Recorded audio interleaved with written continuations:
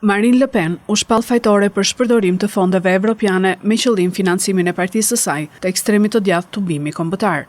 Prokurorët kërkuan që kandidates së fortë për presidencën franceze, përveç gjobës prej 300.000 euro apo mundësisë së burgimit, mohimin për 5 vjet për të kandiduar për poste publike, dhe Marine Le Pen mbetet përfundimisht jashtë garës për Elizen. 3 gjyqtarët që shqyrtuan çështjen vendosën t'i japin të drejtë organit të akuzës. BBC thot se Le Pen u largua nga salla përpara se të lexojë vendimi, i cili fundosi përfundimisht shpresat e saj për presidencën franceze. Në muajin nëntor, Le Pen pati deklaruar se prokuroria po kërkon dënimin e saj me vdekje politike.